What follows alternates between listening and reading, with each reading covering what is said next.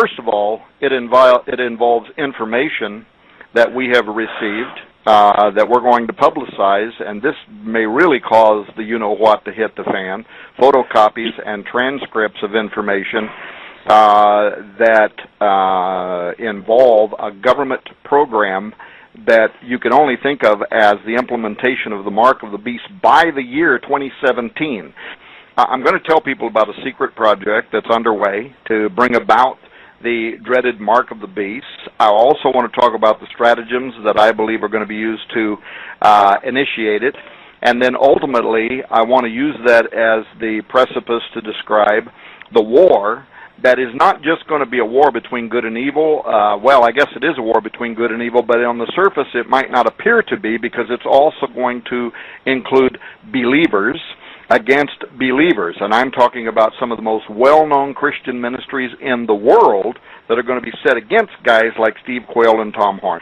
But something is coming. To be more specific, something actually already started. And when you read the book, you will find out that it started in the year 2012, but it is ratcheting towards 2016, 2017, 2018. By the way, 2018 is the 70th year anniversary of the nation of Israel coming back together in 1948. We're going to have blood moons between now and that period of time. Just an enormous amount of prophetic possibilities. And we'll try to go through those as quickly as we can, one at a time. So, one interviewer asked me the other day, he had read the book, and then he said, if something really does happen in 2016, as in the Antichrist is manifest. Now, first of all, people listening to this show, those were his words and not mine. So keep that in mind. But he said, if the Antichrist is made manifest in 2016, what would that mean for 2017? And I'll tell you what I told him, that the work I'm doing right now with former police investigator Terry Cook, we have in our possession. We're going to make this public soon. We're going to start probably this weekend. A brand new series at Raiders News Update called Beast Tech. We're going to make this information public. But there is a government plan. Now, this is not conspiracy talk. This is a legitimate U.S. government project that is in place right now, and it involves a federally subsidized project in 2017 to implement what can only be thought of as wide-scale human microchipping.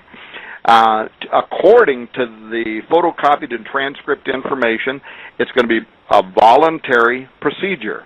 But what is important about this is it also includes language that admits that there could be a trigger event, there could be something that would happen that then could eventually cause this program to turn into something that is not voluntary. And so we are going to be talking about that at Raiders News Update. I wanted you to be aware of that, because I can hear people's thoughts already, and they would be asking themselves, how in the world could a federally mandated, microchip or smart tattoo or some other version of the Mark of the Beast, how could that be employed practically overnight, basically in a heartbeat, in which it then requires everybody to participate in it? If you ask the question, what kind of a trigger event could occur, maybe soon occur, that would essentially make a 666 mandatory system occur overnight? What in the world could happen? In the book of Revelation 13:16 it says, and he causeth all, both small and great, rich and poor, free and bond, to receive a mark in their right hand or in their foreheads, and that no man might buy or sell, save he that had the mark or the name of the beast or the number of his name. The phrasing in that verse is really important, because the Greek verb for causeth is poio, and what it implies is something is suddenly set in motion by the instigator of an event. Now, in this case, of course, it would be the Antichrist, which then triggers others to have to respond to it. In other words, you cannot be a casual observer. Something is triggered, an event occurs, and you have to respond to it. Now, one wonders, when looking at Revelation 13:16, what could the Antichrist initiate that would result in the majority of the global population making this sudden decision to accept his mark? It'd have to be something extraordinary, right? To put so much pressure on freedom-loving people around the world, especially, here in the United States or in Judeo cultures, to cause many of them to lay aside their personal freedoms and their eternal salvation in exchange for this Orwellian society where now the one world government's going to oversee the details of their lives and their liberty is going to be abandoned. This was always an issue to me. I mean, what in the world could happen, right? Because I cherish the idea of free moral agency. I cherish the idea of our Constitution and Bill of Rights freedoms, which right now, of course, are under assault, not just daily, but hourly. But I've always thought when the Antichrist system comes, this is not going to be an easy task. It's going to necessitate a global scale incident that then will set in motion what Revelation calls the man of sin's cause. He causeth all. Somehow, something that overwhelms the average person's ability to resist receiving the mark of the beast. Now, I had a feeling, I'm not going back here, but I had a feeling when the DHS visited me, I had a feeling that I was only one of thousands because United States intelligence is aware of, considering something, and it might actually involve a global scale incident that maybe sooner than most people expect could set in motion that event, a far-reaching scenario. So what could it be? Now, there's a lot of prospects, but I want to just give you three really fast possibilities. These are probably things you guys have discussed, and it'd be great to have you weigh in on it. Number one would be an EMP or cyber attack, or both. Number two would be a global economic meltdown. Number three, a natural or manufactured global pandemic, the development of which I happen to believe most directly connects to the possibility of the mark of the beast. Of course, it could be all three of those incidents all at one time. All right, so what could set in motion overnight a reality that would then bring about immediately a beastly system that would bring the world to its knees? For, scenario number one that I mentioned, electromagnetic or a cyber warfare event. How so? Most government experts today in fields of risk mitigation are focused on likely terrorist or perhaps enemy state-sponsored scenarios that could take advantage, right, of our aging electrical and water systems infrastructure. For instance, you could either have a false flag event or a rogue nation that could load these so-called defensive missiles with nuclear warheads and launch them and use them as not impact weapons, but electromagnetic pulse weapons, HEMPs, that go off above particular cities. They would target, of course, critical cities where we've got energy sources, oil and natural gas pipelines, water delivery systems, banking and financial systems. They would target these very particular systems, and they would only need to launch. I mean, these guys could just be offshore in a freighter. And anybody that thinks, oh, our man, 200 miles offshore the United States, we've got that stuff so protected, there's no way in the world that anybody could ever get out there and have any of these kind of warheads, that they've tipped with nuclear weapons, and now, they're going to launch them as multiple electromagnetic pulse weapons where they're going to go off above particular cities. Never happen. Our security's too good. Well, anybody that believes that doesn't pay very much attention to the news, because we are constantly having even drug runners who are bringing these ships into our systems. We are constantly picking up submarines. Russia, just what was it, last year or year before, Steve, where they had several of their vessels that were only picked up like at the last minute that were encroaching into that 200-mile perimeter. And those ICBMs, they have much further than 200-mile distance capabilities. And I was talking to a guy in the military, and he said in military terminology, if what you're talking about, if a nuclear warhead was detonated hundreds of kilometers above the Earth's surface, it'd be known as what he called a HEMP, H-E-M-P, a high-altitude electromagnetic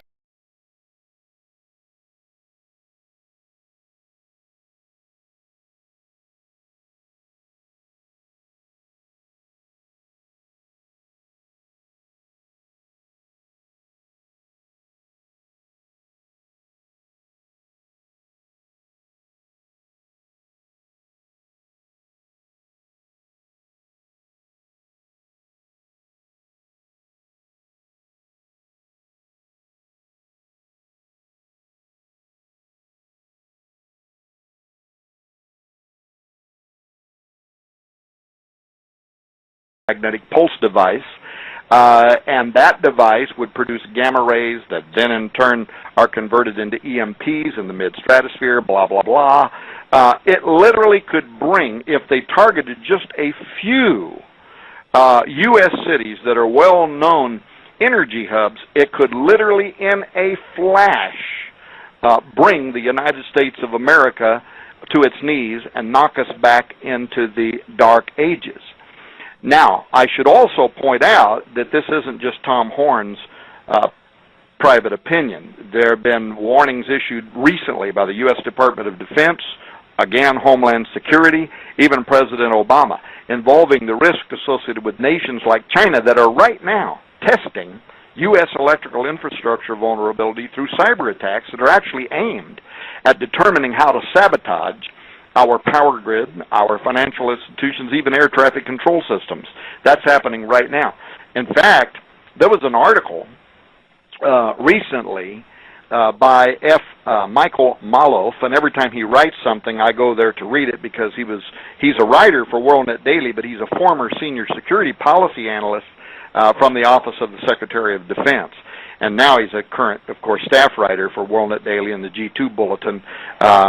Joseph Ferris works over there. But he wrote an article recently, and it was called Sledgehammer of Cyber Warfare, EMP Attack. And let me give you just a quick quote out of this article. Quote, those same adversaries, China, Russia, Iran, North Korea, also incorporate in their military doctrine the use of nuclear electromagnetic pulse, or EMP, attack as part of a strategic operation that would basically throw the kitchen sink at the United States.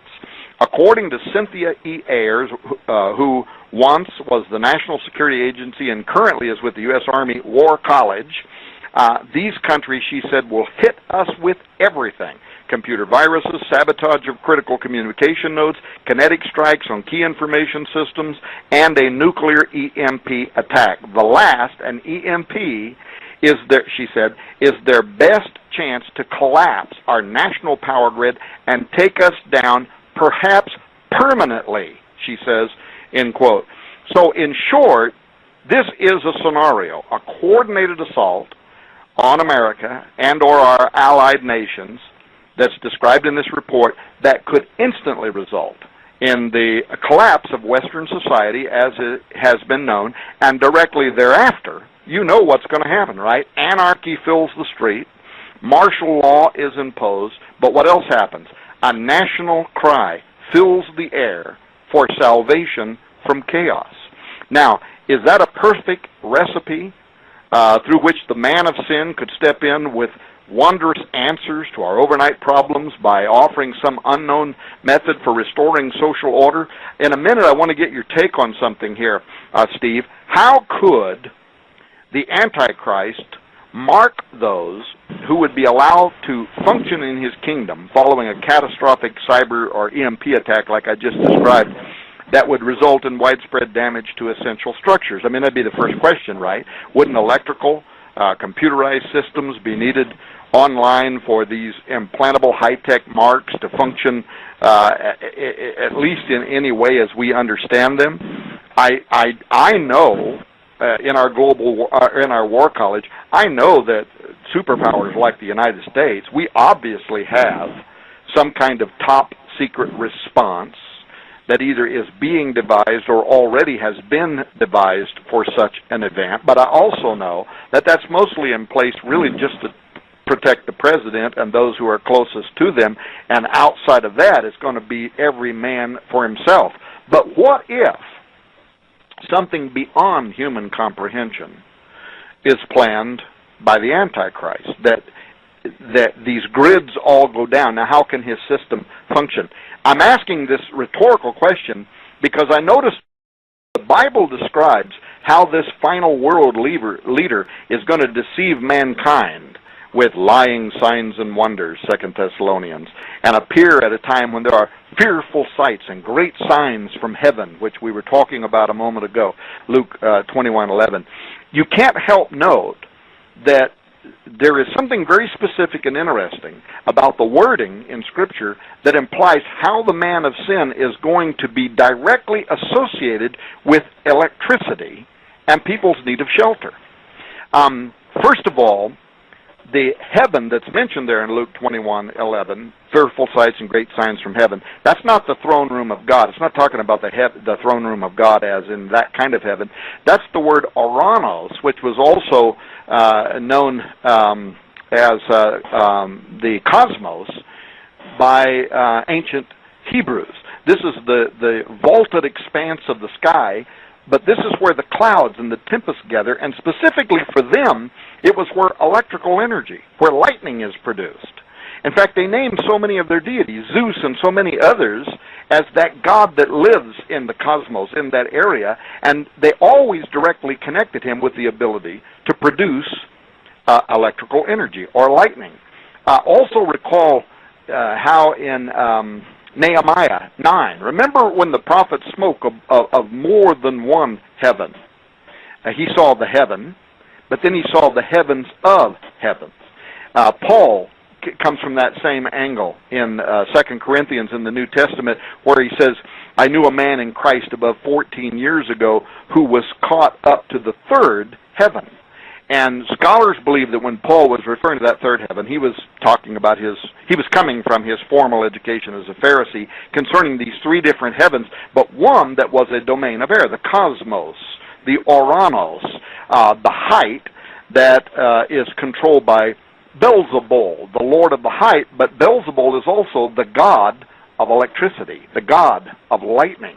Now, that was oranos, or the cosmos, but in the Bible, let me get back to my thoughts here, both the false prophet and the Antichrist are described as being aligned with the power of that celestial realm, from which it says they are able to call down fire.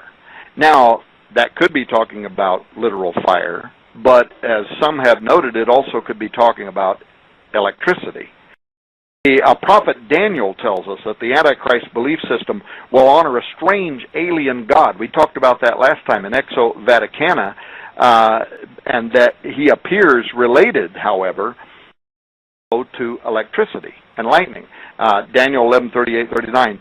In his estate, in the Antichrist place, or in his estate, shall he honor the god of fortresses, and a god whom his fathers knew not shall he honor, with gold and silver, and with precious stones and pleasant things. Thus shall he do in the most strongholds with a strange god, whom he shall acknowledge and increase with glory, and he shall cause them to rule over many, and shall divide the land for gain. End quote.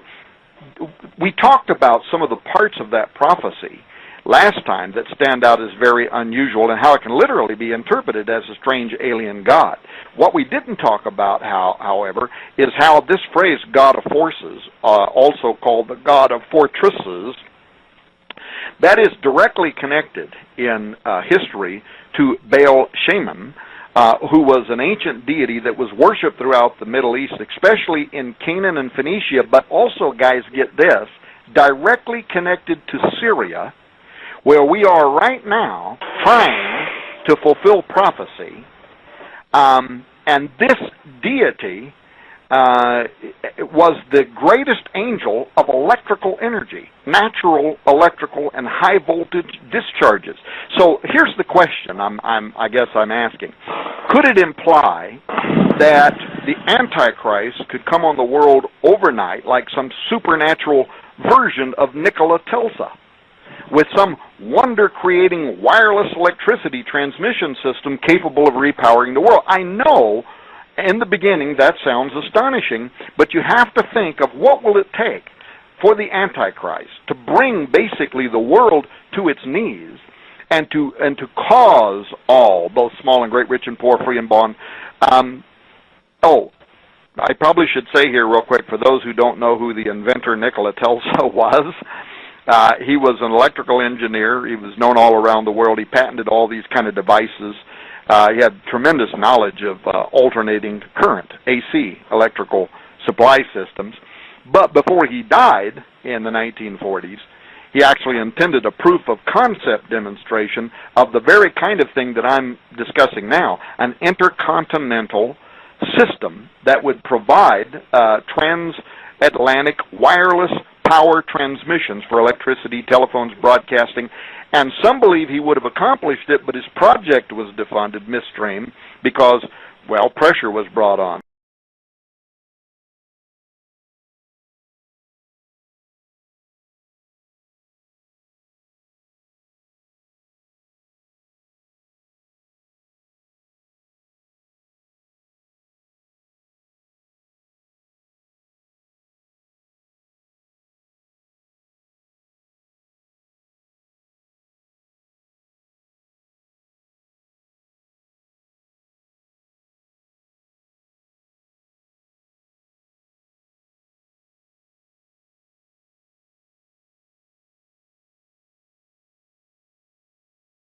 And some believe by skullduggery involving electricity contracts from his competitor who he once worked for, but Thomas Edison's General Electric Company. So there was some skullduggery. It defunded his big tower project, but he was going to illustrate wireless electrical intercontinental ability. So could the Antichrist come in that way? And before I get your answer, also note just one final thing, how that the Hebrew word translated forces there in Daniel is ma'ot, but that refers to a deity that can provide human protection in the form of strong housing or places of safety, refuge, protection. But it adds to this question whether the Antichrist could appear as a false savior of humanity immediately following a wide-scale cyber attack or EMP type event that brings down national power grids and leaves people desperate for common necessities like electricity and housing. I just find it very interesting that when you start looking into the Hebrew and Greek language describing the appearance of the Antichrist, there are numerous and redundant references that connect him to electricity. And so it is one of several possibilities. One final thing about this, because I know I want to make these other 2 points really fast so I don't spend this much time, but when you look at the appearance of the beast and the Antichrist in the book of Revelation, there's another thing that could be connected to this, in that it seems to preface the moment of that moment when the Antichrist initiates his beastly system. It seems to preface it with some kind of a military attack that results in the destruction or the death, if you will, and then seemingly miraculous, rapid recovery of what many expositors believe is both the man and the global superpower that he represents.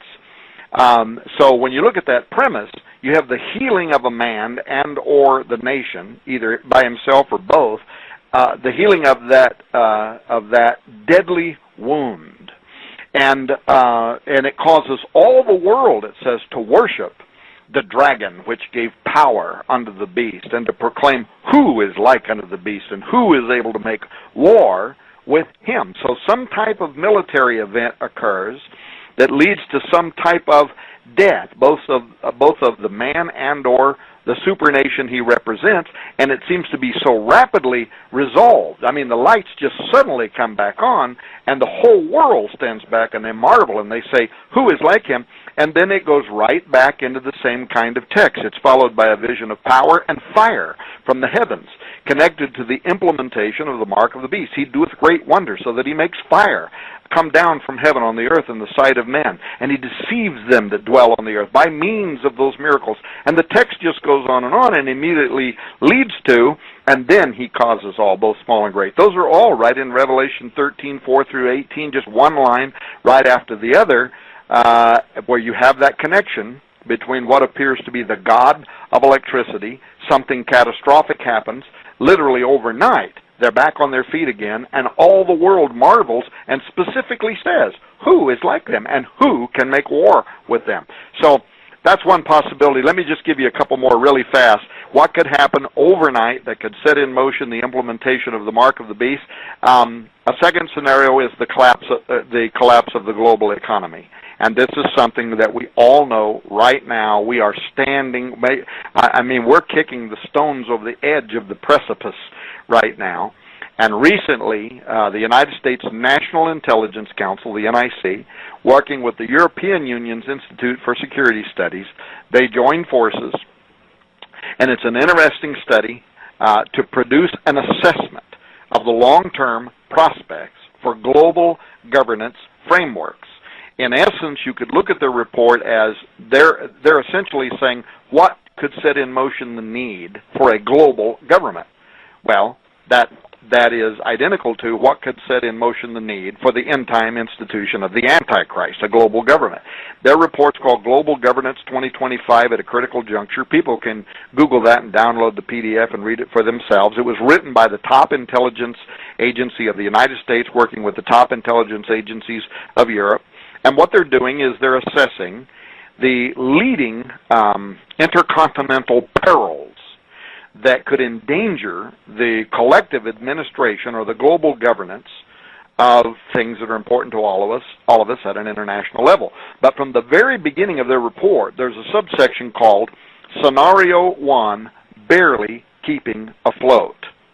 And in that, they acknowledge how crisis, including the current financial institutions of the world, are being served what they call ad hoc temporary frameworks that are devised to avert the most threatening aspects. In other words, such as the United States printing money for which we have no gold reserves, we're in the red, we don't produce enough revenue to even pay the bill, so we're going deeper in debt every single day. And just this week, we're going to raise the ceiling once again, and the president's out there saying things about it. People are talking about it. But if you read Global Governance 2025, brighter minds are saying these are synthetic economic tricks. They're only temporarily sustaining what is ultimately an unsustainable financial system that at any moment. In fact, many experts in the field are astonished, right, that we've even made it this far. I mean, they've been predicting around the world, we're talking experts in the field, predicting a devastating crash for the stock market. They're hoping it won't happen, but they know that history, experience, facts available today, they know that everything's being artificially sustained, and that is only a matter of time before this house of cards crumbles. Now, more conspiratorially, or perhaps I should say more accurately and transparently, some people suggest that something sinister in that regard is actually being planned. In other words, a global stock market crash for the near future that is intentional, that we are right where we are because there is an ordo ad chaos that has intentionally been set in motion by the Illuminatus and their cohorts, and that ultimately, in a flash, what could happen overnight that could bring the world to its knees so that an antichrist system could be implemented? What could happen?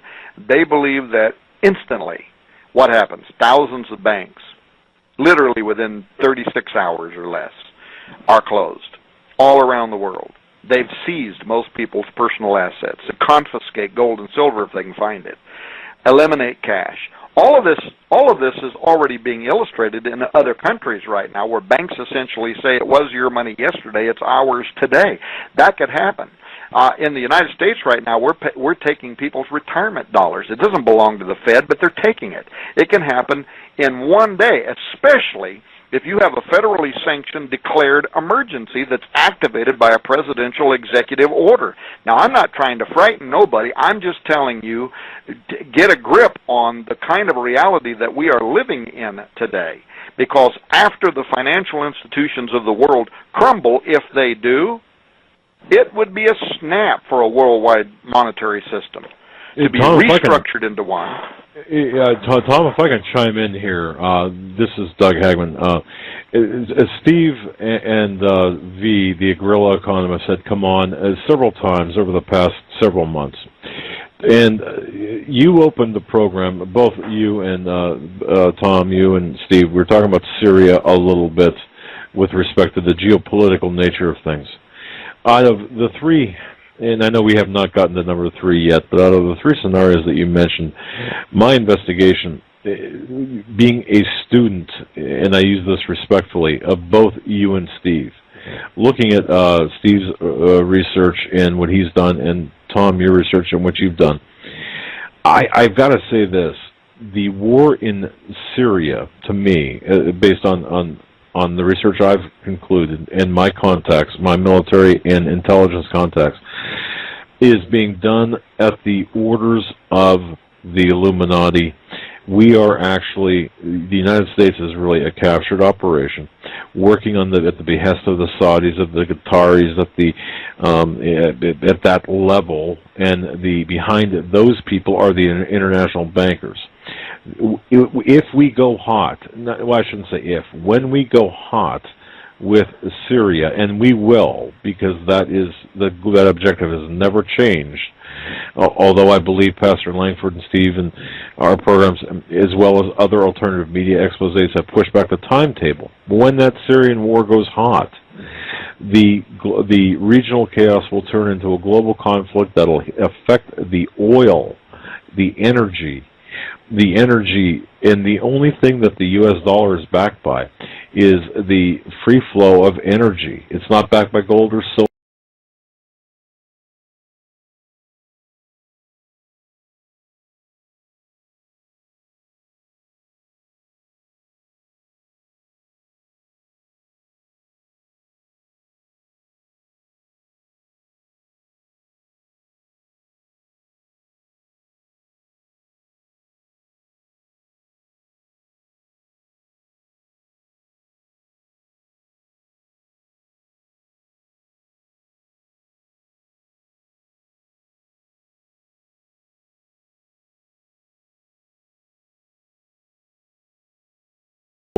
Or anything other tangible element except the promise of oil, the promise of energy, the promise of unfettered access to that energy to the West.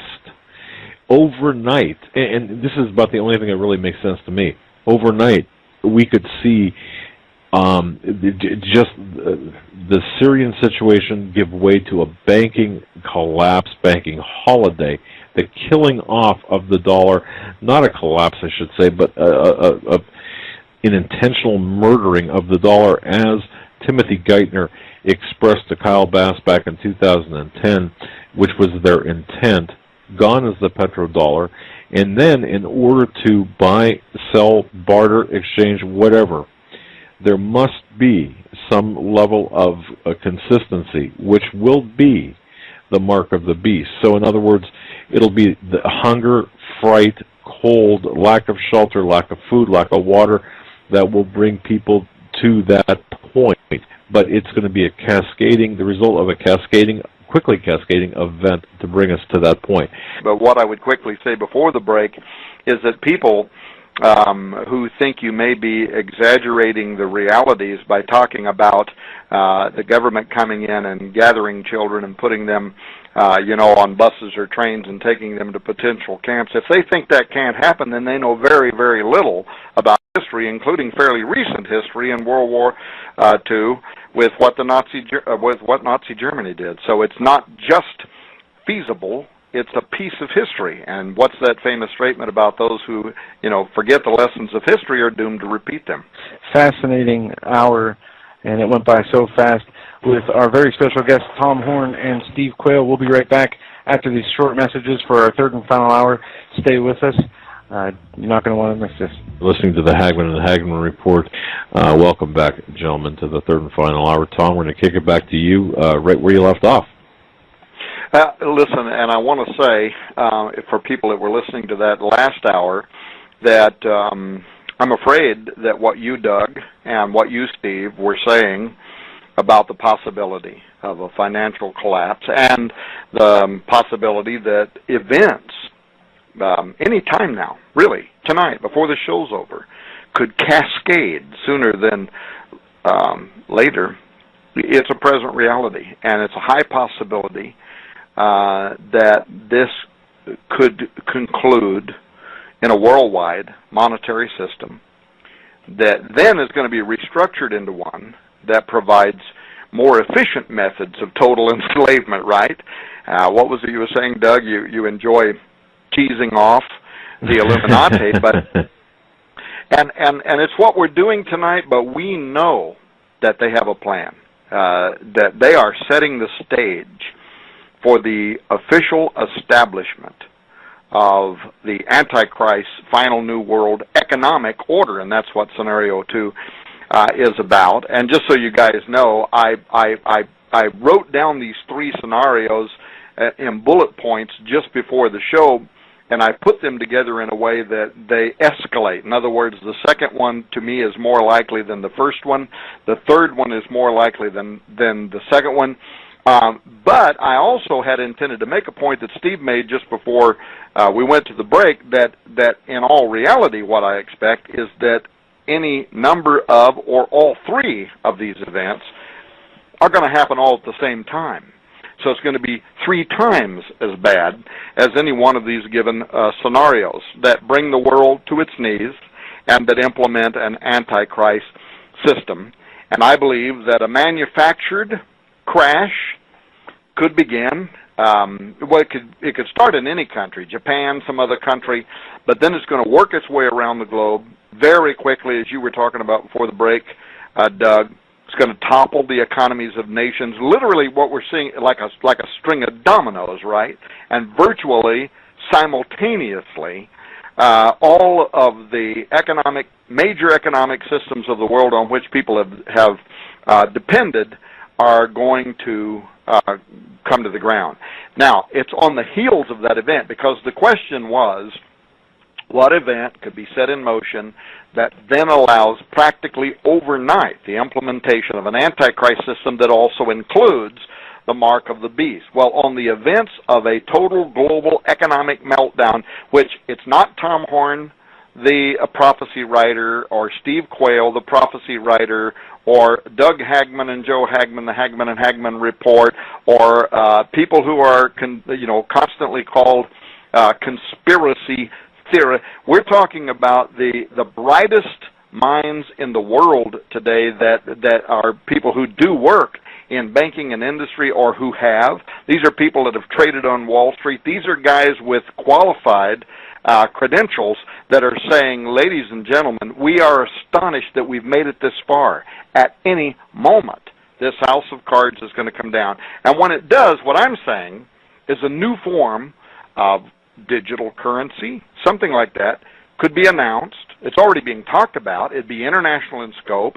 It's going to be heralded as being more reliable, right, than the old monetary system, but it's going to replace, and we can all see that we're going there. It's going to replace modern credit cards, debit cards, paper checks. We're already doing it. We're already paving the way for a super biometric ID system, or a smart tattoo, or a biochip implant, wherein every financial transaction in a person's life is going to be stored, cataloged, analyzed, accessed for future reference by New World Order bureaucrats. And for the majority of people listening to this program, they know what I'm saying is true, because they're already using electronic banking, direct payroll deposits, direct deposits of Social Security checks, automatic, ATMs, credit and debit cards, electronic automatic payment of their bills. So for the world, it's not going to be hard to accept this kind of a new system. It's going to be a snap.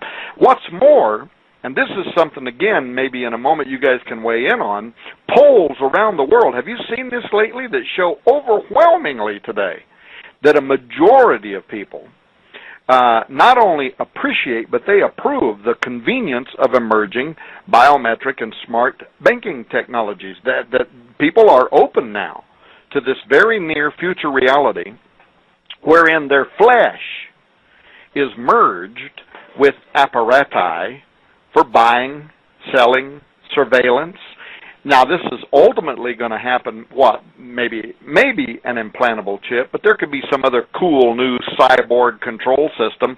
But we can see this right now, that people are already wearing headsets. They're doing brain-machine interfacing. The new iPhone, number 5 or whatever, just came out with a biometric fingerprint system. The world is celebrating this technology. By the way, Steve, I just said some other control system. Speaking of that Global Governance 2025 at a Critical Juncture document that talks about how we're living on the very edge right now, the document that I cited in hour 2, you should get that and read it, because they also combine the risk of a global financial collapse. And in one of their elements in which they see that happening, one of their scenarios, they see the global financial collapse as triggered by biological weapons. Doug, it's what you and Steve, it's what you were saying in the second hour and before the break, that any one of these things happens, it's like a trigger event, and it causes all of the other events that we're talking about to happen. Well, that's what the Global Governance 2025 says, that a biological weapon could potentially be released. It's going to trigger a financial collapse. It sets in a collapse. It sets that in motion. But go there and read pages 35 and so on when they're talking about how this trigger brings